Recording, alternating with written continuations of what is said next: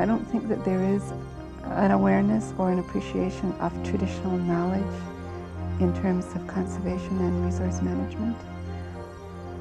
There's never been a consultation process that would allow us to share our wisdom and our knowledge.